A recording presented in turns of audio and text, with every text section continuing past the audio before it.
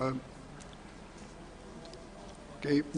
Good afternoon, ladies and gentlemen, and welcome to this session, Infrastructure, Energy and Tourism, Drivers of Long-Term Prosperity, which is part of the Skopje Economic Forum. I'm honored to present to you the distinguished guests, Mr. Krešnik Bekteši, Minister of Economy, Republic of North Macedonia, Mr. Toplica Spasojević, CEO ITM Systems Belgrade, Serbia, Mr. Massimiliano Paolucci, Country Manager, Kosovo and North Macedonia, World Bank, Mr.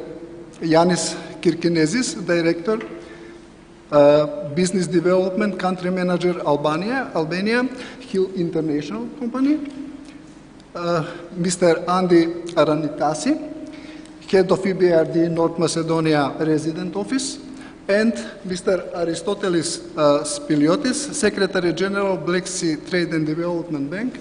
He will join us later on. So, welcome to all of participants. My name is Mirce Jovanovski. I'm journalist in news portal Nezavisan, and I'm honored to be the moderator of this session. In the next less than 1 hour, we will talk about the need of green transition in infrastructure and energy sector and how to achieve it. First topic is how can North Macedonia make the most of the global shift to sustainable development and green transition. So I will start with a question for Minister Bekteši. Macedonian government recently presented the intervention plan for investment in amount of more than 8 billion euros, in which the investments in energy and tourism are significant. What are the priorities and how the government plans to implement the announced projects? Thank you, Mirce. Distinguished panelists, all participants, media, it's an honor and to use the opportunity from the beginning in order to gratitude the organizers of this very important event when it comes to the strengthening of the ties between the business community and all the stakeholders in the discussion regarding the direction we have to take in order to come up with a sustainable development, but also to have an economic growth and to be in line with all the trends that are followed even from developed countries. As you already mentioned, we have already announced within the government an ambitious, for most of the people, but a real plan for investments, where the energy sector plays a crucial role, having in mind that in the past 3 years we adopted the legislation regarding the law on energy, but also we harmonized and transposed most of the directives in order to attract investments in this field, an important field which has to do with the security, with the stability of the supply of the electricity in North Macedonia, but not only electricity. We are working parallelly in several projects when it comes to the security of supply and the diversification of the supply when it comes to energy overall. Therefore, the plan which was announced, and we call it the intervention plan, has to do with the upcoming 7 years.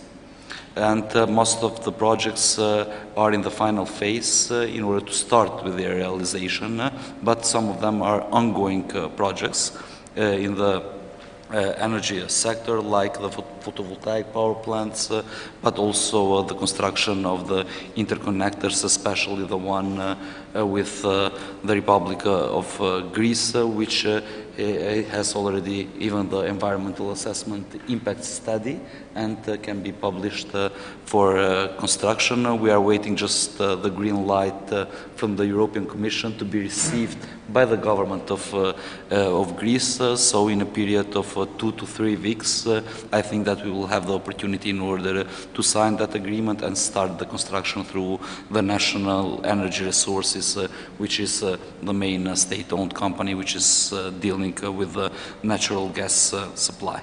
Besides that, we have opened the investments not only on the part of the public institutions and the public state-owned enterprises, including here ESM, MEPSO, and Natural Energy Resources, but also we have asked and we have opened the doors to the private investors.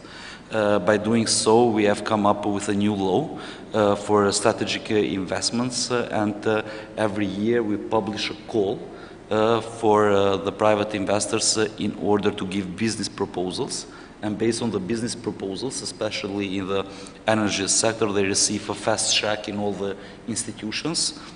Therefore, at the moment, we have more than 10 of business proposals, and most of them has to do with the energy sector, especially when it comes to the photovoltaics, different windmills, but also we are working quite hard in order to build by our own, having in mind that the transition of the energy sector is very important when it comes also to the dependency of imports of electricity. Therefore, we would like to have our own sources as a state, which mainly will be managed by ESM and MEPSO. So regarding the projects in details, we have already signed the contract with 2 private investors, which through the model of private-public partnership together with ESM would invest in 100 megawatt capacity of photovoltaics in the existing mine, lignite mine of Oslomeje, but also we are constructing by ourselves a capacity of 20 megawatts additional, which will be owned by ESM in Oslomeje, in the thermal power plant, but also in the thermal power plant of Bitula, additional 20 megawatts.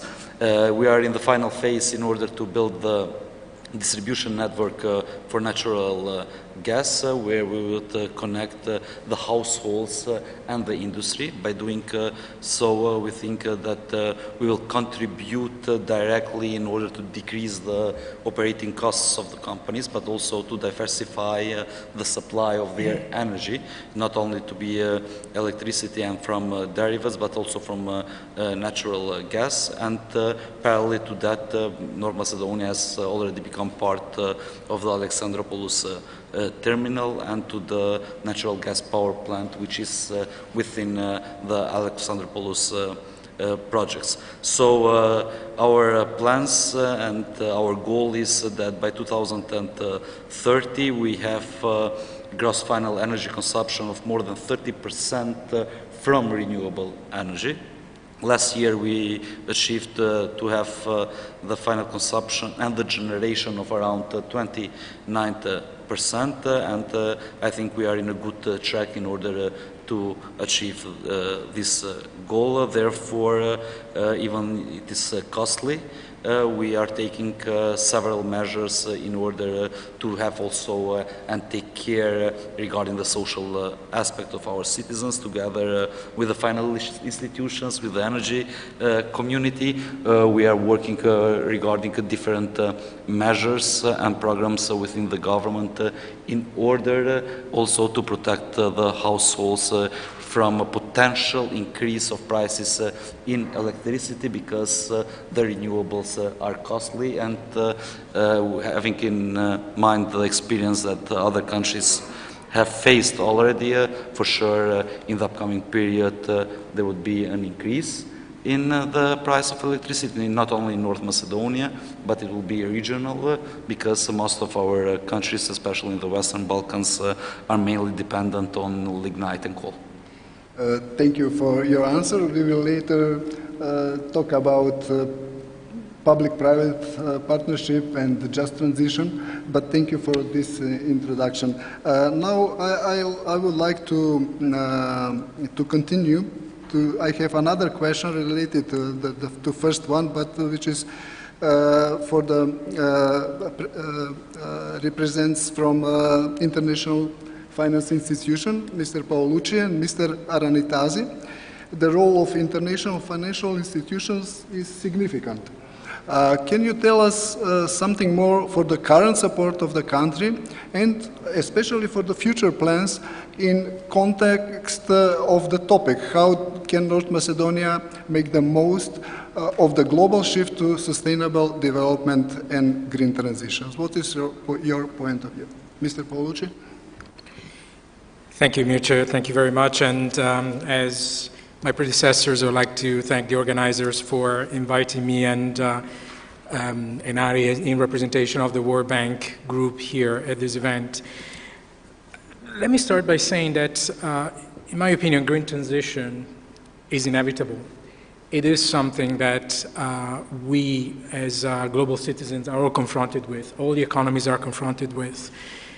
All governments are confronted with. But the path to growth, to green transition, is not a unique one. There are many paths to growth transition. And green transition is not just about investments. Green transition is about investments, but it's about reforms and preparing the economies and preparing people to be able to take the opportunities that go with green transition, and that green transition itself will basically propitiate. Now, what is the role of the international financial institutions? The role of commonly speaking, we think about international financial institutions as the providers of resources, which is part of the story. And I think that part of the, most of the international financial institutions have that in their DNAs.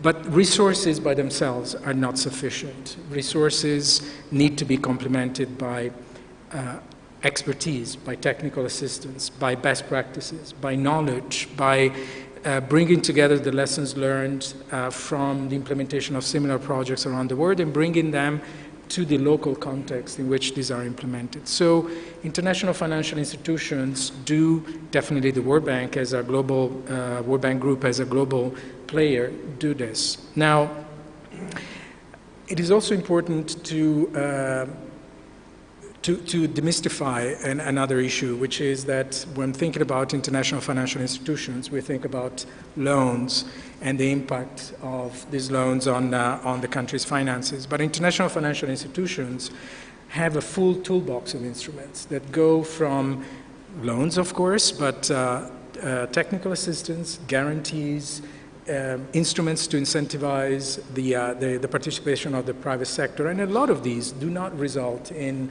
a burden on the government's finances. So all in all, just to summarize, green transition is an opportunity. I would define it as an inevitable opportunity, an inevitable path for each of us. The way we go about it depends very much on the country's circumstances, but the way we go about it also can be influenced by what other countries have done. And international financial institutions are sort of a conveyor belt to bring all this together in one package and deliver it through the instruments that we have. Thank you very much for your answer, Mr. Aranitasi. What is the role of the European Bank for Reconstruction and Development in North Macedonia, having in mind that EBRD is involved in a lot of projects, including energy efficiency and so on? First, thank you very much to the organizers for inviting me here in this very interesting event and this very interesting panel with the distinguished panelists. Speaking for EBRD, I would first, on principle, agree with the first, or at least the two key main points from Massimiliano's message, which is that multilaterals can offer financing. This is known, and they can offer financing in a range of instruments, not simply loans. And the second is that we can also offer, let's say, the technical assistance or policy support. I think what is important to keep in mind is that both the World Bank Group and EBRD, as two institutions, they work mainly in developing countries. We have a lot of experience in these developing countries, some of it good, some of it not so good, and we have learned a lot from both our successes and mistakes, and it's something we can share with all of the countries, North Macedonia included, in order to contribute. As far as EBRD's contribution is concerned to North Macedonia, you rightfully point out that EBRD to date has participated in many projects, and we are an interesting institution in that we like to work both in the public and private sector. It does not happen a lot in multilaterals that you have a combination of this in one institution, and we combine also our TCM policy support with that. So in North Macedonia we have offered, for example, in infrastructure energy space more than 1.2 billion of financing to date. It's been a combination of focusing on the pan-European corridors, both road and railway, interconnectors in electricity with other countries, internal projects as well, but also on the private sector with instruments which, as Massimiliano mentioned, are such that they can incentivize also the private sector to participate in. I think the things that I am, let's say, most proud of for EBRD to have participated in the country have been some of the, let's say, more landmark projects in terms of the green transition. This would have been the co-financing of the Skopje wastewater treatment plant with the EIB that we've done a while ago. This would have been also the projects that are being done with ESM at Bitola and Oslomej that the minister just mentioned on the solar PVs. And also on the policy side, we were very supportive of the government and Ministry of Economy in first organizing the first solar auctions in 2019 for 62 megawatt. And also the tender in Oslomej for the 100 megawatt PPP was prepared with support from EBRD. And it is important, this one, also in the context of what Massimiliano said in terms of bringing in private investment, I think, in this area to participate.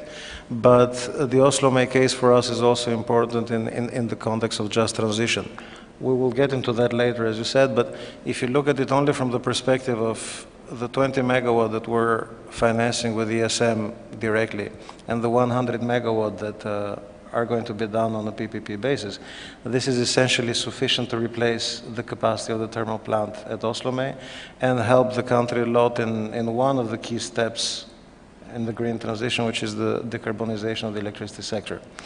Now, I think what is important for North Macedonia is that North Macedonia has been a leader in the region in terms of trying to prepare for the future world of net zero emissions, which is also being, I think, spearheaded by the EU and its member states. So the EU and the member states, they have a very clear legal obligation now to have net zero emissions by 2050. And it is at least my personal expectation, I believe also of many other people, that this will be a requirement also for the candidate countries. Also because we know that by 2050 they will long be in the European Union. So I think North Macedonia has taken steps forward and that it already has a draft national energy and climate plan.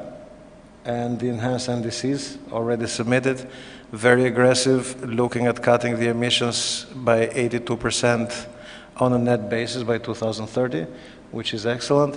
I think the big challenge for North Macedonia, the next one, is to see how it will get to the net zero level by 2050. I think a lot of good work has been done, especially in the energy sector, in the electricity sector, and the projections there. And I think what should be looked at more carefully, because it's something which is quite challenging and not easy to do, is to tackle the emissions in areas like industry, transport, etc., especially I think the increased penetration of electric vehicles, of the infrastructure to support those, intelligent traffic systems, etc. And of course, the challenge for countries like North Macedonia is also that in between, they cannot move overnight from, let's say, a carbon-intensive economy to a decarbonized one. There's going to be always the in-between, I think the slightly dirty word of fossil fuel and the world of today, which is a bit challenging today, but it's the topic of gas. As EBRD, we are aware of this. It's a challenging topic even for some of our shareholders, but we have been working with the government on the transmission system and essentially the gas distribution tender that the minister mentioned, to help the government prepare the tender on a PPP basis, both to bring private investment, but also to make sure that there will be gas there to reduce emissions from the current level, but also to make sure that in the long term the infrastructure that is constructed is compatible with the aim of everyone to get to net zero emissions by 2050, whether this is low carbon gases, whether this is hydrogen, etc. So in that respect, you know, multilaterals can offer a lot.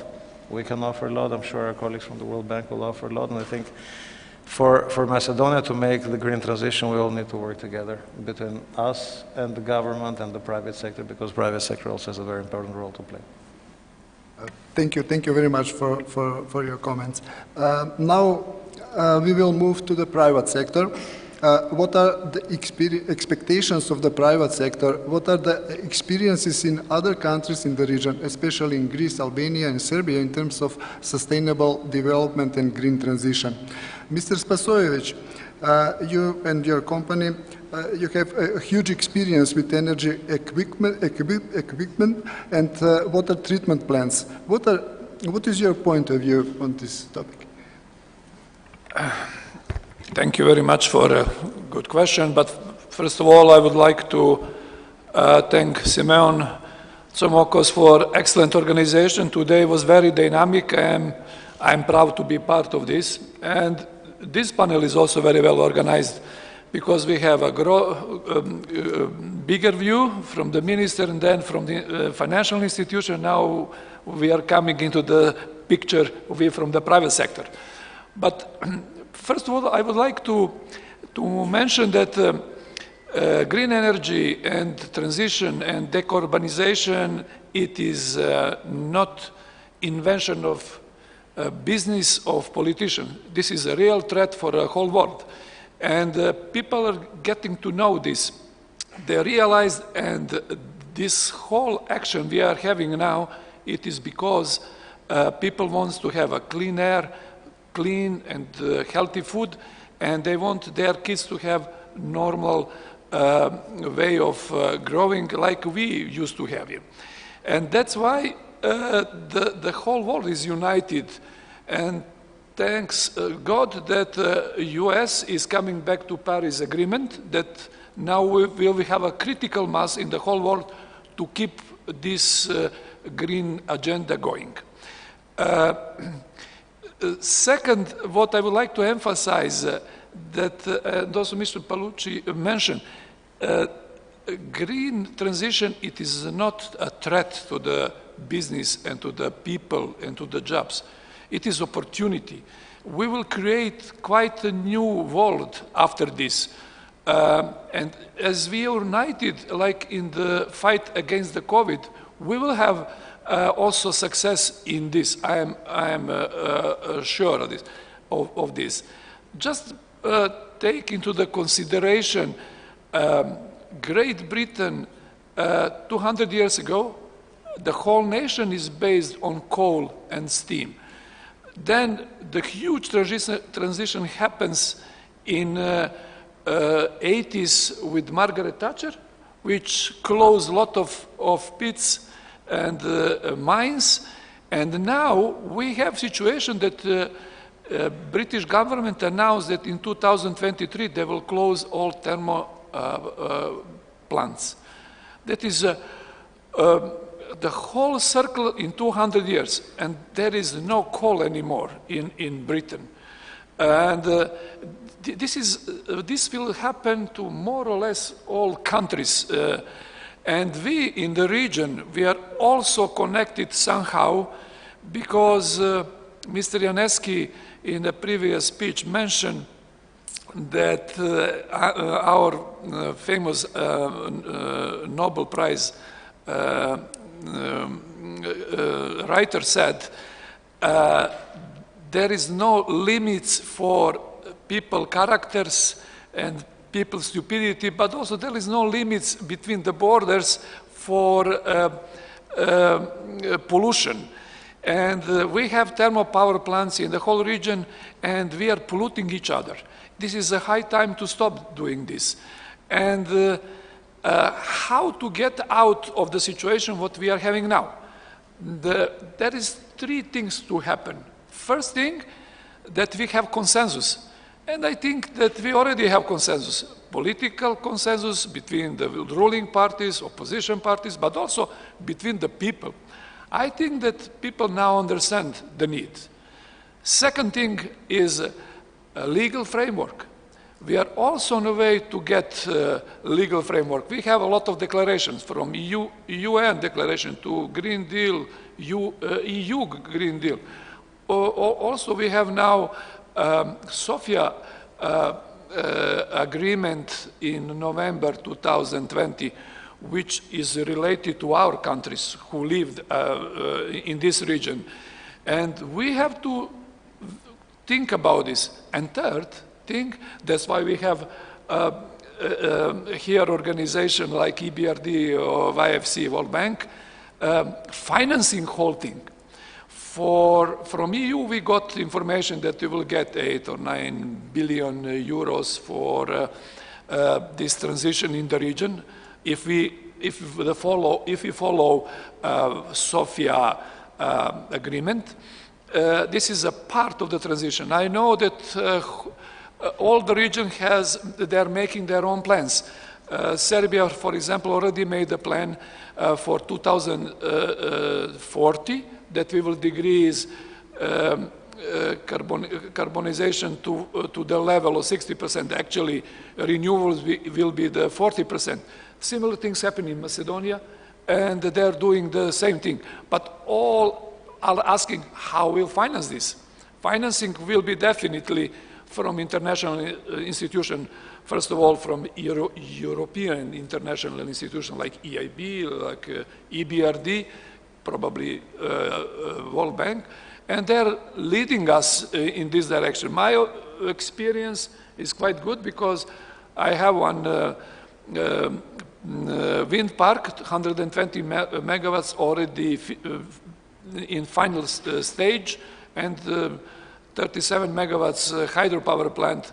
Also, EBRD is crucial because they are leading the way, they are showing the example, and hopefully with them we will make the transition happen. And I am quite positive that all the people in the region understand that is the only way where we have to go. Thank you very much for the comments. Mr. Kirkenesis, your company, Hill International, is an American company. Yes. So can you tell us something more about your company? And, Thank you. How do you see the advantages for green transition in infrastructure and energy? Thank you very much. First and foremost, I would like to express my gratitude to the organizers for the prestigious invitation to that economic forum, an economic forum series that has evolved into an organization that promotes the areas and the regional growth. Mr. Simon Tsomokos, thank you. So please allow me to take some time, I will not take much of your time, to present our company, Hill International, to the audience in order to know who we are and what we are doing. We have a short presentation here of a couple of minutes. Hill International is an American company that provides project management and construction supervision services, advisory services to major infrastructure projects. We have participated in over 10,000 projects with a value that exceeds $60 billion US. We operate in 69 offices across 36 countries. Hill is listed also in the New York Stock Exchange market. Hill has been in that market for 45 years. Our goal is to consistently exceed clients' expectations. We are protecting our clients' needs by mitigating the potential risks and delivering successful projects by achieving the 3 characteristics of success for any project. That is, delivery on time, within budget, and according to the international quality standards. Okay, here the Hill services for the project management, construction management, project management, estimating, and cost management, facilities management, and so forth. The sectors in which we are involved are buildings, transportation, environmental, energy, and industrial and technology. We have a global presence that stretches around the globe. Regionally, we have ongoing activities and local offices in Greece, Cyprus, Romania, Turkey, Albania, North Macedonia, Bosnia and Herzegovina, Serbia, Kosovo, and Italy. In Hill, we have more than 2,700 construction professionals on staff. We strive and we are proud to hire the greatest construction professionals available on the global market. Here are some positive extracts, despite of the latest, and images can be found which speak well for the area's future growth, success, and development. Commission welcomes the green light to opening of accession talks with Albania and North Macedonia, says the extract. So here we will see some project of Hill, actually WBIF, Western Balkans Investment Framework. Hill is leading the IPF7, the infrastructure project facility, providing technical assistance. We have also technical assistance for infrastructure projects in Albania, project financed by the delegation of the European Union. Here is the Hellinikon project, the old Athens International Airport, that currently is Europe's largest waterfront project. We have the project management. The Stavros Niarchos Foundation Healthcare Initiative Program. Stavros Niarchos Foundation is the donor of 3 hospitals in Greece. We have the construction management for Gratsko Interchange Drenovo in North Macedonia, in Kosovo, route number 6 and route number 7. The LNG plant in Cyprus that actually delivering natural gas to Cyprus. This is the same as the FSRU constructed in Alexandroupolis. Well, North Macedonia is part of it. We have provided project management services to Trans-Adriatic Pipeline, Railway Route 10 in Kosovo. We are also on the Kastelli Airport in the Crete Island. This is the second largest in Greece, developed under a concession contract, and we are independent engineer. And internationally, we are working with the World Trade Center and the United Nations offices in Switzerland, Geneva. So, in concern with the green transition, actually, the green transition is top in the European Union agenda. We know that the bulk of the EU funds relate to actions in green forms of energy, and specifically for Western Balkans and North Macedonia. There are initiatives in Serbia that they build electrical chargers for the electrical cars along the highway.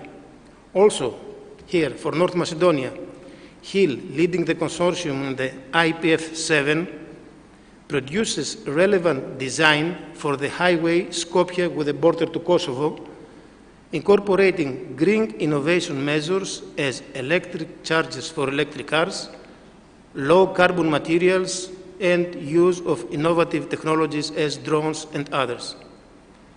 Also, there are numerous renewable energy projects developed or under development by the private sector, solar farms, wind farms, LNG plants, etc. Here we need to mention also the carbon capture and storage for lowering the CO2 emissions. We know that due to the increase of CO2 emissions, carbon capture technologies need to be implemented to meet the European Climate Foundation's Net Zero 2050, as Mr. Anastasi mentioned. Initiative, this is to mitigate further the harm to our environment. Also, I would like to mention the hydrogen as a friendly fuel. In Greece, currently, it is launched the White Dragon project. White Dragon actually is the Greek plan for production of the environmentally friendly hydrogen as fuel, and it is an important project of common European interest, a large-scale project using hydrogen technology coordinated by the Public Gas Corporation, DEPA, the public authority in Greece. Thank you. Thank you very much. Thank you for the presentation. We will finalize the first topic with Mr.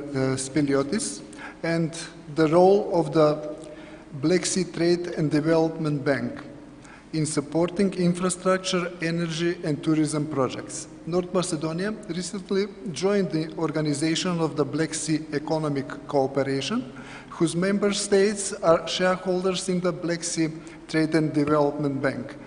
Can North Macedonia expect support from this bank as well? And can North Macedonia maybe become first a shareholder in the bank, given that 0.5% of the bank shares are unallocated, as I see on your official website? Thank you very much for your question, and thank you very much the organizers for the invitation, having the opportunity to have this good discussion here in Skopje, and I think the Delphi Forum Spirit coming also outside Greece, and this is a good idea, because Delphi in ancient Greece was a global approach and global information and prediction center. Now about the question which we had. First of all, I have to say a few words about our organization, our financial institution, because it's not so very well known like the others which they have already spoken, like EBRD or the World Bank, because we're not present in this country. And we're not present because just very simply because this country was not a member state of our organization. As you said, one condition before one country to become a member of state in our financial institution, in our bank, has to be first a member in the political part, the political organization of the Black Sea area, which is the Black Sea Economic Cooperation organization. Now, this first condition is completed. Therefore, for the country, for North Macedonia, the second step is to join the financial club of this organization, and I think only benefits is going to come for the country for many, many reasons, which in my view, it's default reasons. First of all, North Macedonia is part of Balkans, is in the Western Balkans, is coming to the European Union. Also, Balkans is part of the Black Sea extended area. There are historical, political, and economic interrelationship between all these countries for centuries. And I think also it is very helpful to boost investment, to boost financing in the country, for crossover and cross-country projects in infrastructure and not only. For us, for example, the bank now is a 20 years old bank. Last year we had our 20 years anniversary.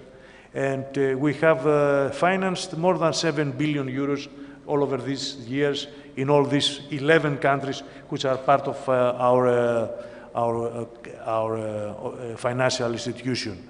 And the current portfolio of our bank in these 11 countries is 2 billion euros. I would imagine that one part of it and of the increase of our portfolio in the future, in the near future, could be also for North Macedonia, for individual projects in North Macedonia or cross-country projects. For us, there is no any specification and any specialization in any industry. Our strategy is a multinational strategy. We follow for each country, for different nations, according to their needs and to their strategy. We try to fit and to adjust and fill the gaps. Because the multinational institutions, the multinational financial institutions are not there in order to substitute commercial banking. It's there for development reasons, it's there to fill the gaps in the markets and generally to help the countries to develop to the direction which they want, to speed up at the way which they want. Therefore, in cooperation with the governments of each country, we plan a long strategy for each country separately, and then we try to fit and to adjust. 80% of our portfolio is in the private sector. That means most of our financial decisions is for private sector companies in the area. That implies that firms, enterprises in this country, they can benefit from our existence. Projects which perhaps are risky and sometimes for some reasons the commercial banking system, they say no. You can find somehow a way for us. Also, I would like also to stress what the previous speakers from the financial institution said, that working with a financial institution, also you don't just take financing, but also you take technical assistance, you take good communications, good governance, you take, they help you to mature projects, which is very important, especially in our case, we focus and we emphasize to municipal authorities in first level or second level, which is, they need help in order to mature projects. Therefore, there is a lot of room for financing, for development institutions, and for our institution. And now the question is how much is going to be the percentage. The half percent is just the least which you can take. I would say that it depends on the country, it depends of the government, how much they want. And what I have to say is that we have already started some discussions. I had some meetings yesterday here in Skopje, and therefore we have started the discussion. I hope soon to make the decision to join the club. Thank you. Thank you. Thank you for the information. And now we will move to the next question, which is, from my point of view, very important. It's the concept of just and inclusive green transition. It is part of the green agreement within the EU. Can this approach be implemented effectively in the countries in the region with an emphasis on North Macedonia? Mr. Bekteshi, how to achieve a fast but also just energy transition? Thank you for the question. With commitment of all the stakeholders, with the cooperation between all of them. A great note was made by a statement by Mr. Spasojevic, because we have to take care not only for the moment, but also for the future. So in order to take care also for the future, for our children, we have to start immediately develop such projects which are in line with decreasing the air pollution, the decarbonization, and other aspects, in order to achieve continuously to have a better quality of life from our citizens. So it's of crucial importance in order to have the support of the financial institutions. We, as a government, we have already shown this in place, and we have several projects which are ongoing at the moment. especially with World Bank, EBRD, and other financial institutions. We are developing all the aspects of our legislation in order to make a fast track and a better environment, especially when it comes to the energy sector, in order to attract those investments, beside the support of financial institutions regarding the projects which are being implemented directly by the state. We want this environment to be used also by the private investors. Even though we are a small country with scarce or limited capacity within our country, but also government, we for sure have the need in order to have the expertise, the technical assistance, the know-how of these experienced institutions, and we are doing so. Therefore, most of the projects within the capital investments that have been adopted in the government has to do mainly with green projects. Not only in the energy sector, but also in the infrastructure, in the energy efficiency sector, but also when it comes to the protection also of the citizens regarding the air pollution and all the other indirect negative impacts that it may have. So as a Ministry of Economy, we are adopting now the bylaws for the law of energy efficiency, where we will define concrete criteria regarding the construction in North Macedonia, especially the buildings for living of the households, but also different criteria that have to be included regarding the decrease of the energy consumption, and also the decrease of the invoices of our citizens. And by doing so, all the construction companies have to get an energy efficiency certificate before they get any kind of a tender within the government, but also any license from the municipality in order to build any kind of an object. So it will be adopted within July, and it will start the implementation from the beginning of September. So all the construction companies are aware in advance and informed in advance that they have to fulfill within their companies, first of all the standards that are requested in order to have sustainable development in this very important sector. It was mentioned by Andy. We have already signed the contracts within the thermal power plant in Oslome, and we will fully replace the existing capacity of the thermal power plant, which is 120 megawatts, with 120 additional megawatts, but now from photovoltaics. So we are making a plan and a package in order for the upcoming years, 3 to 4 years, in order to fully close the thermal power plant in Oslome. And in that direction we are working when it comes to the thermal power plant in Bitola, beside the photovoltaic centrals in the existing mines in Bitola.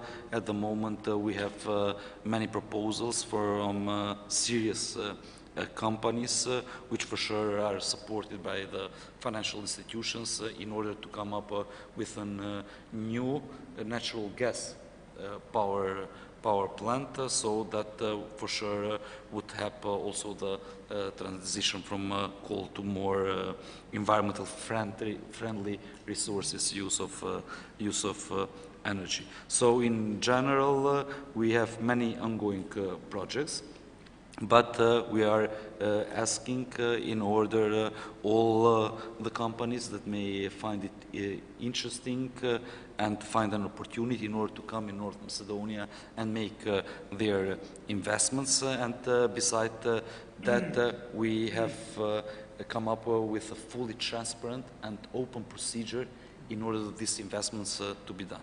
If in the past and most of the countries, especially the panelists here, have experienced that in order to come up with a solar plant, it was very costly, and it costs to the government even more, because there was a feed-in tariff implied to all such investments. And together with the help of EBRD, we already published the first auction when it comes to photovoltaic centrales, and at the moment we have in construction more than 20 sites in North Macedonia with a total capacity of 62 megawatts. We will continue this project in state-owned land and in private land, and at the moment we are preparing the bylaws in order to introduce the use of solar within the households on their roofs. So we are introducing the model of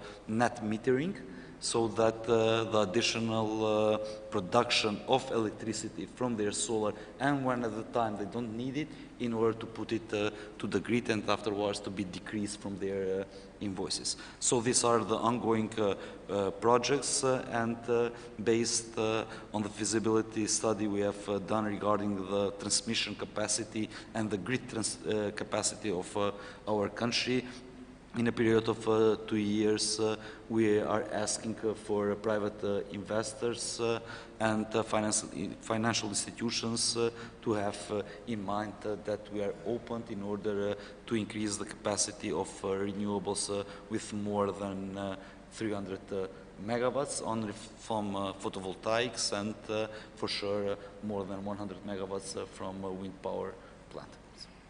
Thank you very much, Minister.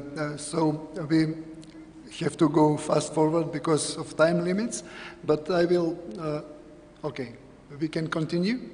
Okay, thank you very much. So, Mr. Paolucci, I would ask you about just transition, but I will add, because of time, one more question about possibilities for financing in the future.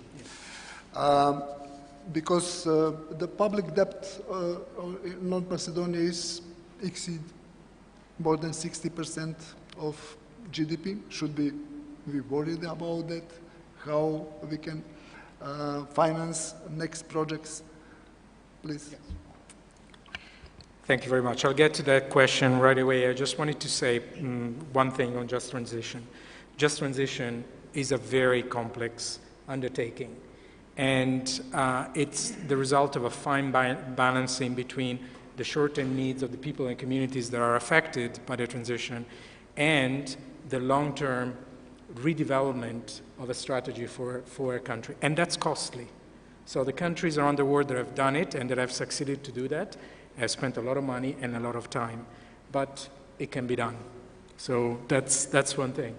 On the investments, I think that when we look at the numbers and the GDP, the debt over GDP, we tend to look at the Maastricht criteria and assess whether or not the country is in compliance, whether the country is derailing, or I think that COVID has taught us one lesson, that in unprecedented times, there are also all means to protect people, livelihood, and the economy are warranted. But again, that has a cost. Now, looking forward, we are at a point where countries are still battling with the consequences of the pandemic. Some countries are going back into the pandemic, the third wave. But all of them are looking at how to move forward, how to move to a new normal, if you wish, characterized by increased prosperity. Now, that involves investment, as you said, and can countries that have seen their debt to GDP parameters deteriorate afford these investments? I would argue that someone else said it, I think, this morning, saying, well, we shouldn't get too much hung up on these parameters. And I think, coming from my institution, I think that we always bring this word of caution, say, but look at this. But look at these parameters, but mostly because these are important to create those buffers that allowed countries like North Macedonia to weather the crisis when most needed. So to provide the funds for the firms and the people that were hit by the pandemic. But looking forward, investments need to be done, and we're talking about green investments, which are particularly costly in some cases. But the answer cannot just be the public sector. I think that we are oversimplifying the debate if we say that the investments can only or should only come from the public finances. So there is good debt, bad debt, definitely investment that is financed by the public resources, and investments that are well thought through are good, but there is also a huge untapped potential, and my colleague Ari referred to that before, coming from the private sector. The public sector then, what is the role of the public sector there? Is to create the conditions for the private sector to prosper, which means reforms to enable investments, which means give predictability to investments, reform of the justice sector, reform of the tax system. In essence, when we talk about the public sector, again, we shouldn't look at the funds only. We look at the whole package. When we look at the fund, we shouldn't also panic, because funds are also coming from the private sector and will only come if the public sector does a good job in creating the condition for them to invest. Thank you. Thank you. Thank you very much. Mr. Aranitasi, the same question. Should we be worried about the level of the public debt and possibilities for investment in the energy sector and in transition? I would like to point out we're also the type of institution, just like the World Bank, that we usually tend to urge caution in terms of public finances, fiscal consolidation, etc. Having said that, and with a pinch of salt, I would like to say that there is a lot of EU member states these days who are very far above the 60%, which is the Maastricht criteria, and which what North Macedonia so, let's say, diligently has adhered to date. Some of these states actually are even way above 100%. Now, I'm not advocating that North Macedonia needs to go to 100%, but I think in the circumstances of like these, where we have to fight an unprecedented pandemic, I don't think that religious sticking to the number 60 is going to do anyone any favors. If I'm also to say so, for example, the government has done a lot of work with 6 packages, and they're talking about the 7th and the 8th, which have added more than 10 percentage points to the GDP. So it shows to you that before this pandemic, North Macedonia was actually even a much more prudent country, but there is a cost to fighting it. Having said that, when it comes to the investment program, I would tend to agree with my colleague Massimiliano. We should not look at the needs for investment of a country as something that is the obligation of the state to do. There isn't really a state in the world that I can think of, except for a fully centralized economy, where the state does everything. The state usually does a part of it, and there are areas that are not, I think, profitable for the private sector at a certain point, and the private sector is usually first and foremost, I think, driven by profit. So there are areas where the state can invest. I can give an example in North Macedonia at the moment, for instance, roads. I mean, it's not profitable to give it out on a PPP or a concession. Maybe 20 years from now, when we're all richer and driving electric cars and then going around, it will be a possibility. At the moment, the state has to do it. But there are possibilities to bring in, I think, private investment either directly or on a PPP basis. And I think the case of Oslomay, which we mentioned, the minister mentioned earlier, I think it's a perfect example. There isn't really one dime invested by the state there, essentially creating the conditions for private partners to come in and invest, and then add to the solar capacity of the country, and also help the just transition, at least in the decarbonization part.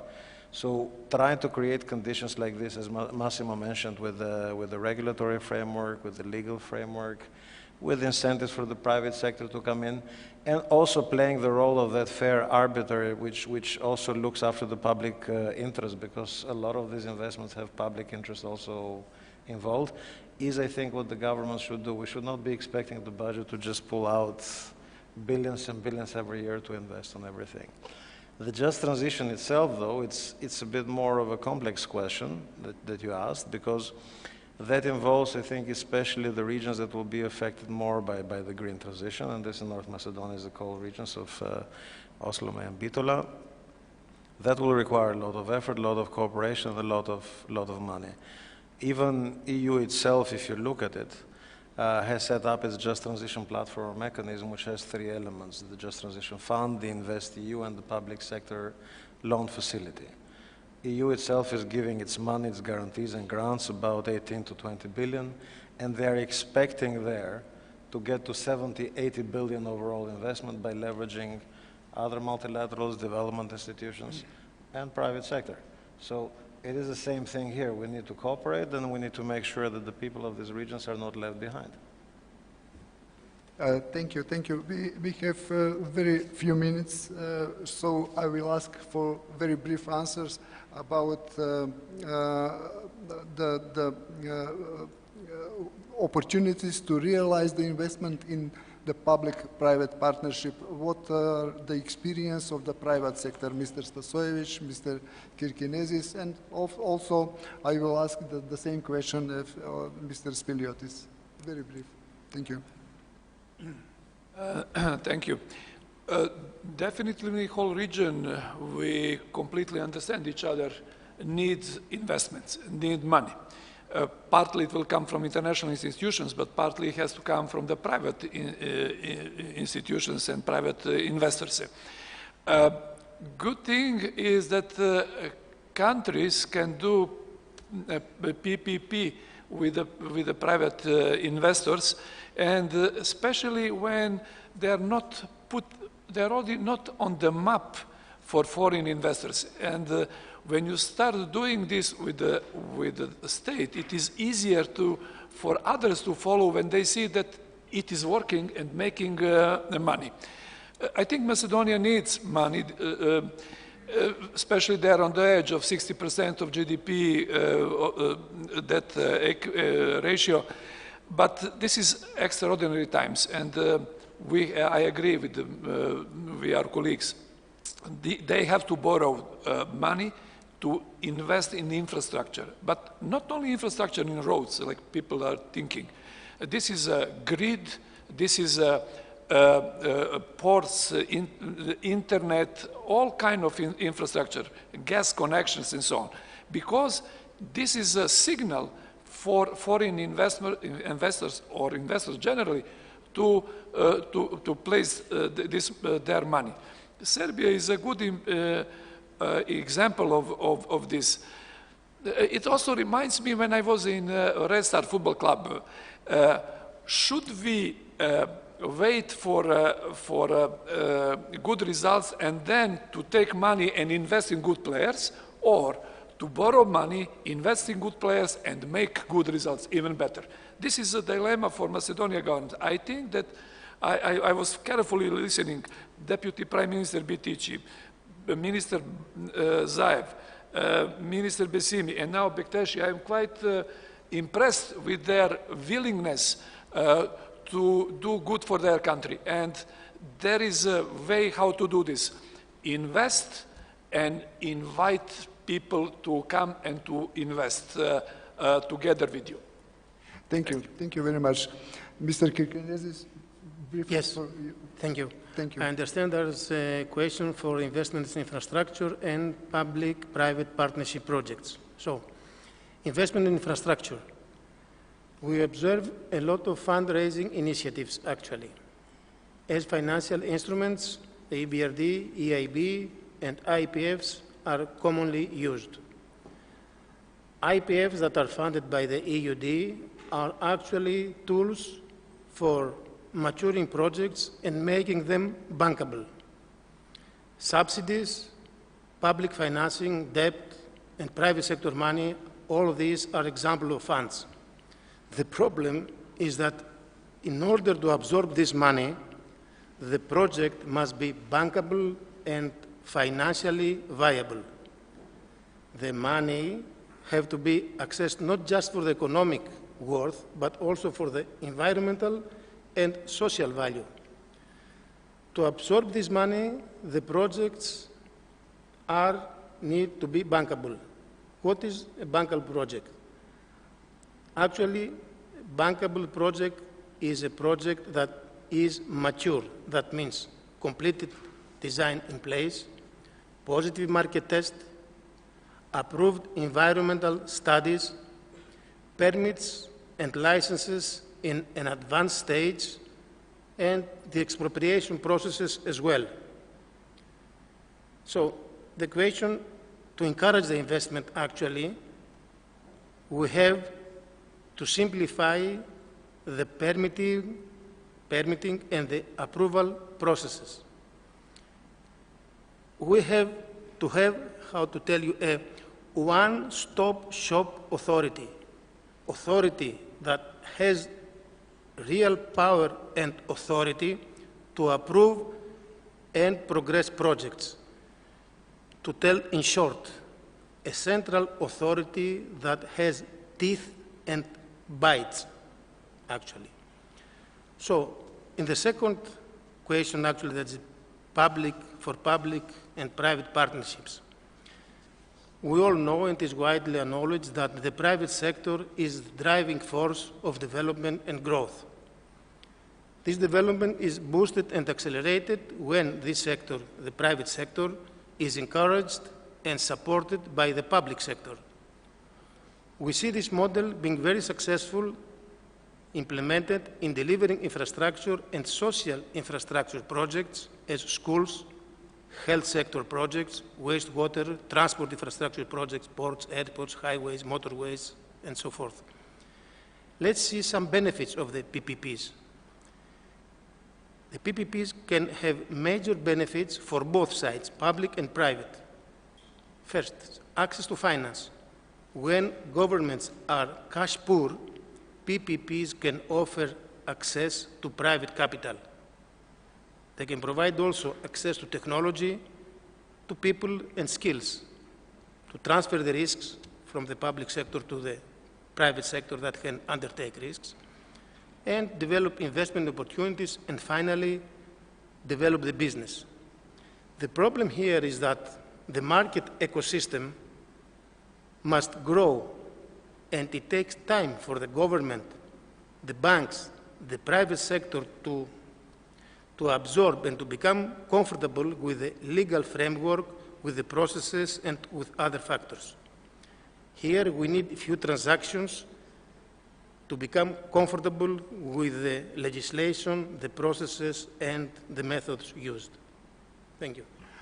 Thank you very much. And Mr. Spiliotis, the same question. What is your experience, what is your point of view about public-private partnership? But briefly, thank you.